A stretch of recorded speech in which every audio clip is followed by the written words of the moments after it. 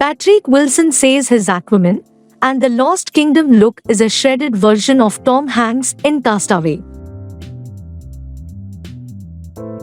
Patrick Wilson, King ORM in Aquaman, lets fans know how excited he is about the new installment and perhaps why we should be excited as well in a new interview with comicbook.com. Aquaman came out in 2018 to receive mixed reviews.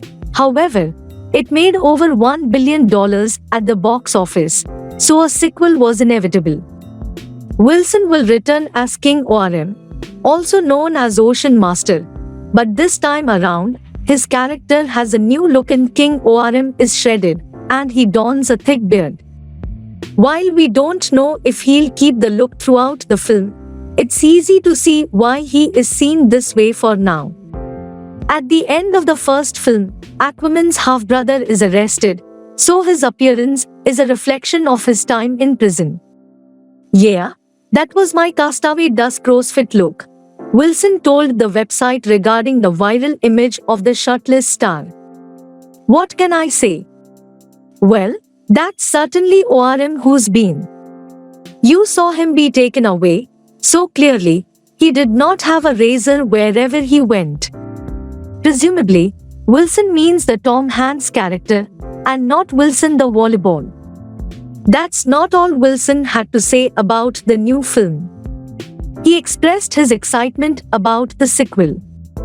"No, it's fun. The movie's gonna be a blast. We had such a great time shooting it, I will absolutely say that.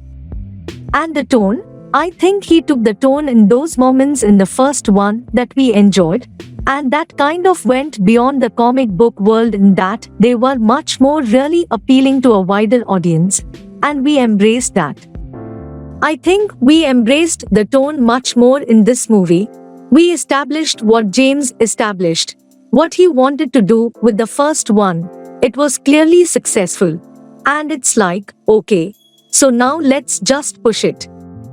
So every little fun moment, every goofy moment, every heartfelt moment, every action moment, some of the set pieces are unbelievable, the stunts were crazy, fighting sequences are crazy, just awesome.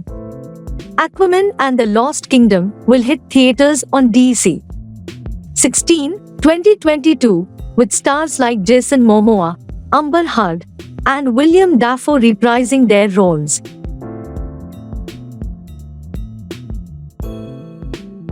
Original Venom director open to return for Spider-Man crossover. It's pretty wild that we live in a world where 3 Spider-Men have teamed up before Spidey and Venom. Though Tom Hardy turned for a post-credits cameo in Spider-Man No Way Home, he never got to share any scenes with Tom Holland's Peter Parker, or Andrew Garfield, or Tobey Maguire for that matter. But the potential is still there for Marvel and Sony to bring the Spider and the symbiote together for a future project. Someone who's made clear from the beginning that they want to see this happen is director Ruben Fleischer, who kicked off the Venom franchise with Sony's hit 2018 Origins movie. Though he passed the baton to Andy Serkis for last year's Venom, Let There Be Carnage, the door isn't shut on Fleischer returning to the franchise. While chatting with CinemaBlend, the Zombieland filmmaker revealed that it would be a dream come true to see Holland and Hardy share the screen, though he doesn't know whether he will be the one to make that happen.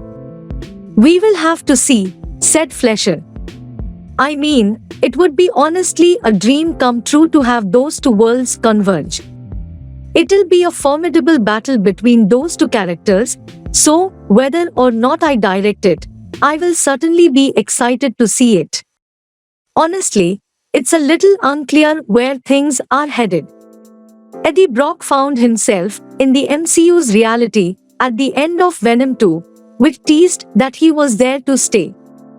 However, he was then sent right back to his own world, the Sonyverse, in NWH. That said, he did leave behind a drop of Venom, which suggests a totally different incarnation of the symbiote could rise up in the Marvel Studios franchise. So maybe the Spidey-Venom crossover we eventually get won't feature Hardy. Though I think we can all agree that would be a big missed opportunity. Fleischer would be the perfect person to him and Eddie versus Peter battle, though, seeing as he's worked with Tom Holland on Sony's upcoming Uncharted, in which the British actor stars as Nathan Drake. Watch out for that when it hits theaters Feb. 18. Jurassic World Dominion star joins Jamie Foxx in new Amazon Studios movie The Burial. Mamoru Oshii, who appears in the upcoming Jurassic World Dominion movie, will appear in the Amazon Studios movie The Burial. Emmy-nominated Mamoru Oshii will star with marquee actors Jamie Foxx, Tommy Lee Jones, and Journey Smollett, according to Deadline. The script is based on a New Yorker article by Jonathan Harr. The story of The Burial involves a funeral home owner in financial trouble who sues a rival over a handshake deal between the two. The owner then hires a flamboyant attorney to handle the case. Oshii is a star on the rise in Hollywood. He received an Emmy nod for Outstanding Actor in a short-form comedy or drama series for FXX's Oh Jerome, No, a show he also executive produced. He can be seen in the show Archive 81 on Netflix and in the Jurassic Park movie in theaters on 10th June. He played Grandmaster Flash in Baz Luhrmann's Netflix series The Get Down and opposite Elizabeth Olsen in Sorry for Your Loss. He previously appeared in the Amazon Studios show Black Box with Felicia Rashad. Oshii previously told Coming Soon Net that he wanted to appear in Black Box because he always wanted to work with director Emmanuel Osakafor Jr. I just felt a connection with him in terms of what he's after and also the kind of person he is, so it was a no-brainer, Oshii expressed. Not to mention the character and the script itself, I had never done anything like it. It was an entirely present process. Emmanuel was so prepared and so generous, much like Prentice Penny, uncorked writer-director. I would say it's a very different situation, though it was Prentice's first feature he does show-run Insecure. He is amazing at it. Whereas I believe Emmanuel had only shot some shorts prior. It didn't even feel like a leap of faith, though. When I spoke with him, it was one of those things where it was like, oh yeah, we understand each other and we are after the same thing, so whatever happens we are aligned in our goals. He told Screen Rant that he was also really excited about Jurassic World Dominion and that the original held a special place in his heart. But the original three I grew up watching, I'm talking about Jeff Goldblum, Laura Dern, and Sam O'Neill, I'm very much looking forward to working with them. Because that movie, the first one, had an indelible impression on my childhood and my life. I was huge into dinosaurs as a kid. I grew up in the DC area and always went to the Museum of Natural History.